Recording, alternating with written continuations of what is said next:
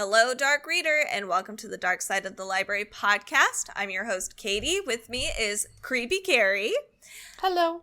Today we will be talking about part 2 of our kids' books that have come out in August of 2023. They are cute and spooky. I'm very excited.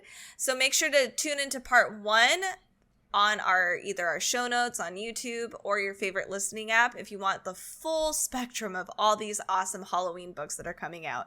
Carrie, why don't you start us off today? I wanted to point out that we haven't seen or read through any of these. We don't have them yet because they're not out yet. And if any publishers would like to send them to us, you can find out how to do that on our website. We currently only cover big publishers' books, no self-published. My first book today is The Light Inside. It's a hardcover picture book by Dan Misdea, who did both the author and illustrator jobs on this book. It comes out August 8. How far would you go to find your very best toy if it went missing? Join a timid jack-o'-lantern on an adventure through an eerie forest in this sweet and quirky, wordless picture book. Oh, cute. Nighttime can be scary, especially when you don't know what might be lurking in the dark. So this little jack-o'-lantern always keeps its favorite toy close by for comfort. But when a huge gust of wind separates them one day, the jack-o'-lantern must gather up bravery and set off on a journey just as nighttime draws close to get his friend back. This book is for preschool to grade 2 or kids aged 3 to 7 years. It's called The Light Inside. That's cute. I like that a lot. My next book is one that we missed in July. So it's called Little Boo's Halloween Party. This is by Lala Watkins, who does the illustrations and is the writer. The publisher is Scholastic, so big publisher. Join Little Boo's spooktacular Halloween party. Things that go bump in the night, love to party up a fright. It's so cute. Step inside the Halloween or the haunted house to dance the night away with Skelly the skeleton and sing karaoke with Frankie the monster, and get ready to fall in love with the whimsical, magical world of Little Boo. Alongside Santa's Workshop, this little holiday series from author-illustrator Lala Watkins brings joy and sunshine to babies and toddlers. So this is a baby book. It's a board book, and the illustrations are quite just precious. This is Little Boo's Halloween Party. This came out July 18th. My next book is called Monster Baker. It's a picture book by Laura Lavoie, and Vanessa Morales did the illustrations. It's a punny picture book with bright and colorful illustrations of adorable monsters. So tomorrow is Grand Monster's 247th birthday, and Tilly has a brilliant idea. She's going to bake a birthday cake. But when Uncle Harry, spelled Hairy, gobbles up Tilly's near-perfect squirmin' chocolate cake, she rushes to bake another. Splat! And another. My cake! And another. Shriek! Baking on her own isn't easy, and Tilly makes many mistakes, learning that with a little patience, care, and determination, she can do about anything. This Monster Baker book is for kids aged 3 to 6 years, and it comes out August 29. My next book is for mid-grade level readers, so 8 through 12 years old. It's called The Nameless Witch. It came out August 8th. It is by Natalie C. Parker. If you give your witch your name, she'll steal your magic and grind your bones. After Ouch! I know, I'm like, wow, that's intense.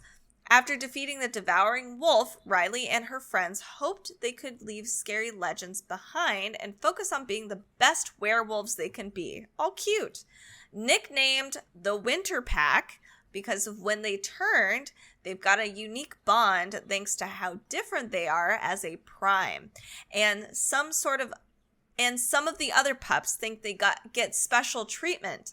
It's all Riley and her friends can do to practice their magical skills, get all their homework done, and not let the other young wolves pick fights. Suddenly, their bond leads them to a new threat, a young witch on the run. She isn't just any runaway, though. She's the next in line to become the magic-hungry Nameless Witch, and even being in her presence is dangerous for werewolves. They say the Nameless Witch can take anything she wants from you if she knows your name. Ooh. But this runaway doesn't want to be a Nameless. She wants to choose for herself.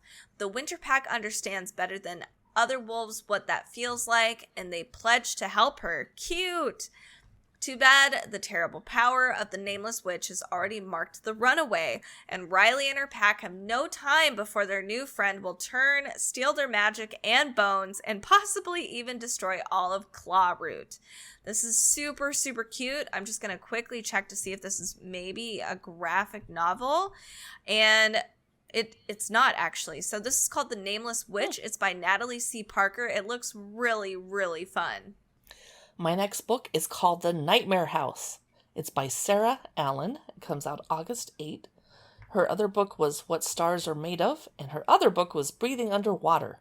This is a middle grade tale of fear, friendship, and finding courage, even in the darkest of moments. So I saw a person with blank, colorless eyes, and this time I wasn't dreaming. Penny Hope used to be brave, but that was before she met the Fear Maker. Years later, he still haunts her nightmares. A tall, thin man with red eyes in a haunted house in the woods who devours human souls and leaves their eyes hollow and empty. Ah! Penny's beloved grandma tells her to write down these nightmares as poems in her notebook. But then Penny starts seeing blank-eyed people in the waking world, too. She's the only one who notices. As more people around her fall prey to the Fear Maker, Penny must gather her courage once and for all to save the souls of those she loves. She has the help of a magic garden and a new friend, and she ventures to the Fear Maker's house.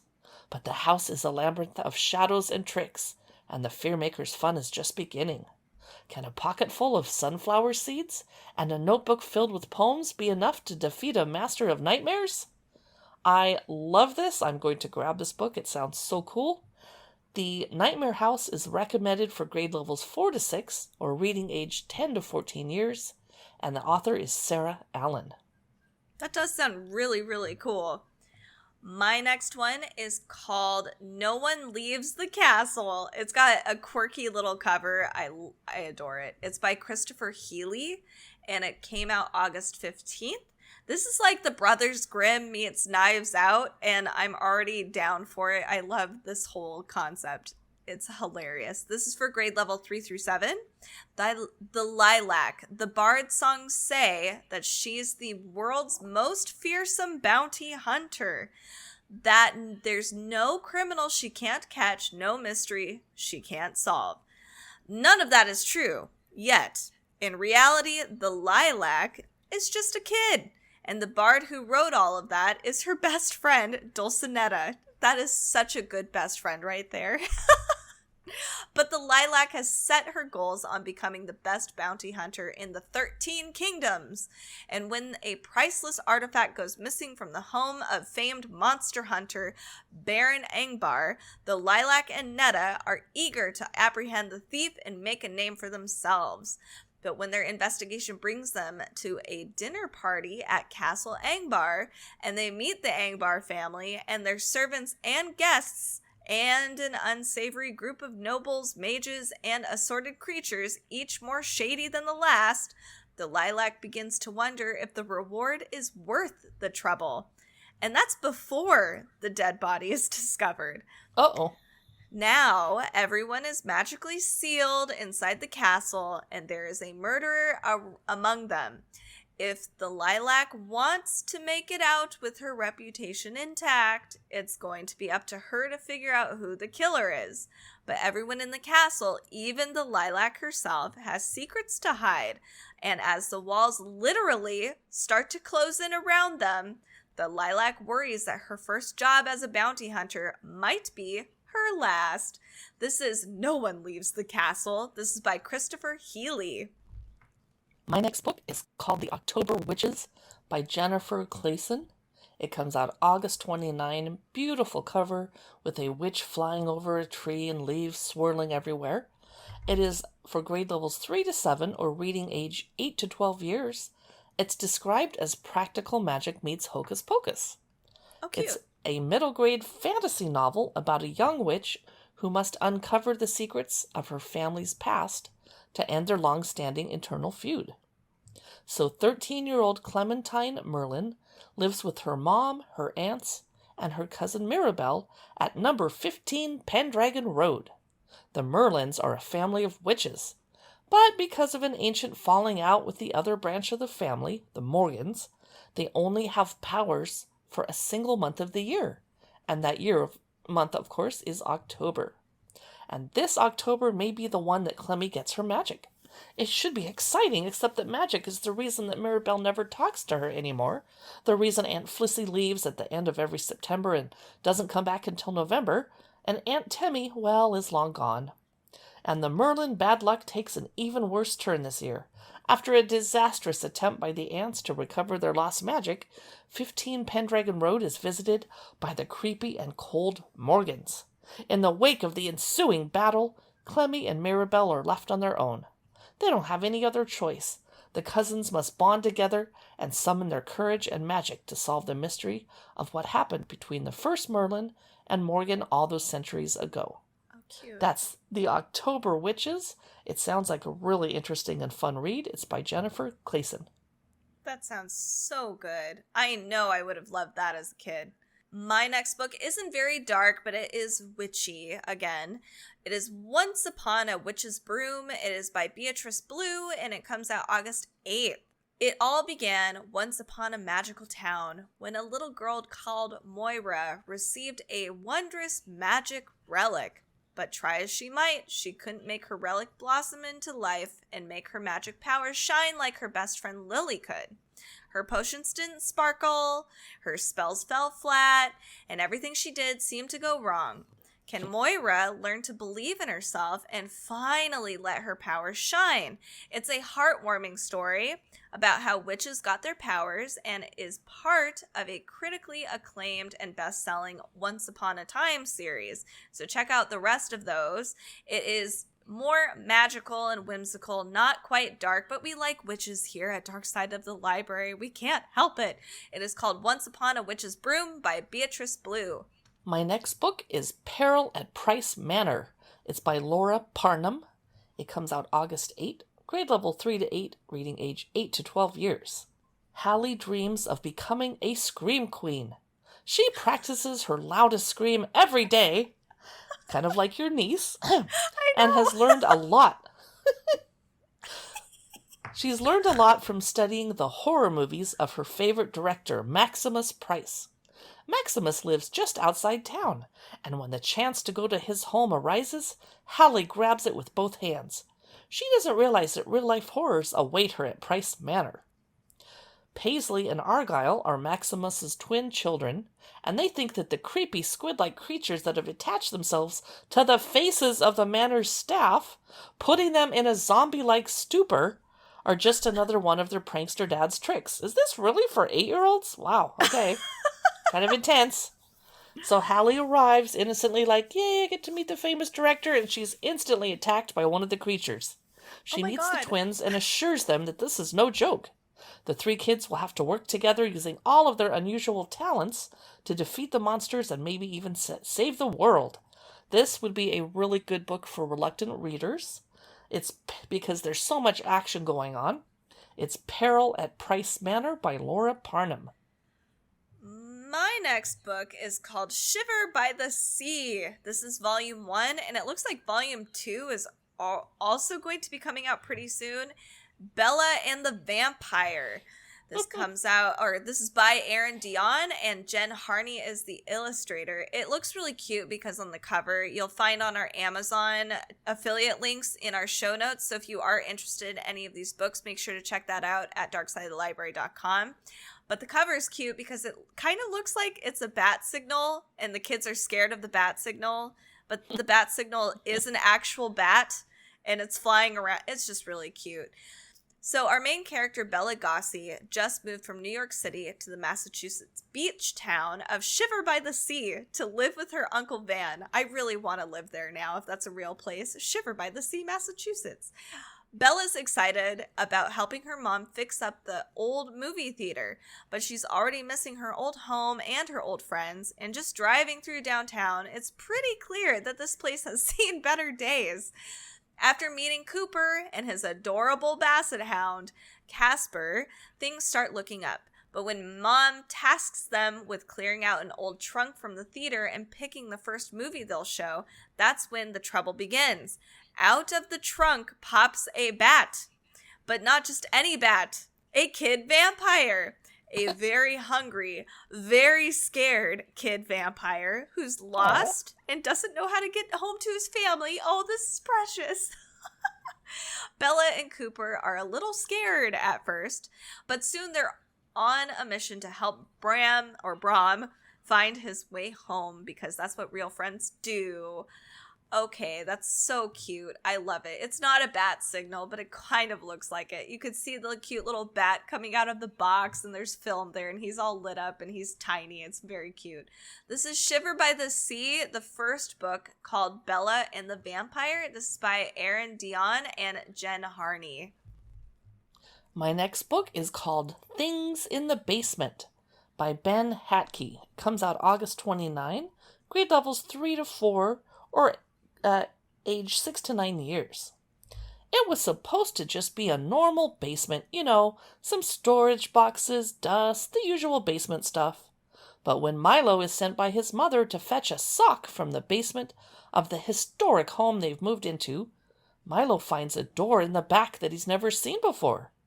Turns out that the basement of his house is enormous. In fact, there's a whole world down there. As Milo travels ever deeper into the basement world, he meets the many things that live in the shadows and gloom, and he learns that to face his fears, he must approach even the strangest creatures with kindness. That looks really cute. That's Things in the Basement by Ben Hatke. My next book is more of a fantasy, but there are a few dark elements, and it's about, coming of age, dealing with things like death and grieving. This is Vivian Van Tassel and the Secret of Midnight Lake. This comes out August 29th, and it's by Michael Witwer. 12-year-old Vivian Van Tassel is angry about her mom's mysterious and sudden death, at her dad for uprooting their lives in Chicago to move to the sleepy, creepy town of Midnight Lake. She's also mad at the bullies who seem to be drawn to her no matter how much she tries to keep her head down. But she's mostly angry at herself for causing bad things to happen wherever she goes. When a class assignment at her new school prompts Vivian to research the history of Midnight Lake, she quickly discovers her new home is even more peculiar than it seems. Not only was it the infamous Beasts and Battlements, a B&B, role-playing game, invented in... I know. It was invented in Midnight Lake, but there are also some hard-to-explain coincidences about the town and its history that seem to tie back to the game in a way that's as puzzling as it is disturbing. When the biggest oddballs at school attempt to befriend Vivian and introduce her to their game of B&B, she's torn between wanting to follow the path that has always worked for her, which is keeping everyone at an arm's length, or giving these strange kids and their even stranger fantasy game an actual chance. Maybe that's what it will take to get to the bottom of the mystery of Midnight Lake and why Vivian was really brought there in the first place. This is for reading ages 8 through 12. I kind of think it's cute. I like it. I like our main character. This is Vivian Van Tassel and the Secret of Midnight Lake. Comes out August 29th by Michael Witwer. My final book today is nonfiction. It's What Do We Know About the Winchester House? It's by Emma Carlson Berne, and Ted Hammond is the illustrator. Katie, have you been to the Winchester Mystery House? I have one time. I'd like to go again, though. Have you? Yes. Ooh. Yes, in San Jose. So in 1884, Sarah Winchester began building a large mansion in Santa Clara County, California. Under Sarah's direction, the house rose to be 7 stories high and filled with mysterious features, including stairs that lead to nowhere and windows that look into other interior rooms. The house is more than just oddly designed, however. Many people believe that it's haunted. What made the heiress to the Winchester rifle fortune, an independent woman in many ways ahead of her time, create such an unusual house? Is it really filled with ghosts and spirit energy? Find out more in this nonfiction title about one of America's most famously unexplainable and possibly haunted houses. This is meant for grade level 3 to 7, ages 8 to 12 years. It's What Do We Know About the Winchester House by Emma Carlson Berne. That sounds pretty cool. Isn't there a Yes. Winchester show about her? I've been wanting to watch that, actually. And a movie. Oh, and a movie, too. Oh, my goodness. I'm behind Yes. on all of the pop culture things. Okay, so my final book of today is also it's not super dark. Definitely not Winchester House. It is Worst Love Spell Ever. This is part 2. It's Middle School and Other Disasters. This is by Wanda Coven. There's no way that was her birth name. If it was, lucky her. And this comes out August 29th. It's also illustrated by Anna Abramskaya. I'm sure I said that incorrectly. I apologize. Here's what this is about. Heidi is settling in at Broomsfield Academy. She and Melanie are trying to get along, and Heidi is getting used to her classes, all her new friends, and her very first crush, Hunter. The problem is, Hunter is really popular. How will Heidi get him to notice her? Her friends tell her to just be herself, but that sounds so boring. After all, Heidi is a witch in training. What good is having magic if you can't use it? She knows she can find the perfect love spell to make Hunter fall in love with her. What could possibly go wrong? I love that. So, you can see there will be a disaster in Worst Love Spell Ever. This is by Wanda Coven and Anna Abramskaya. And that finishes the children's dark and spooky books coming out August 2023. This has been a 2-part episode. Be sure to catch the first one if you missed it. Here at Dark Side of the Library, we publish dark bookish content on Instagram and Facebook and YouTube at Dark Side of the Library. Our podcast publishes on Wicked Wednesdays and Freakish Fridays. Thank you so much for listening, and we'd love it if you would help other dark readers find us by dropping a rating and review, especially at Apple Podcasts. Thanks so much for listening, and we'll see you in the spooky season.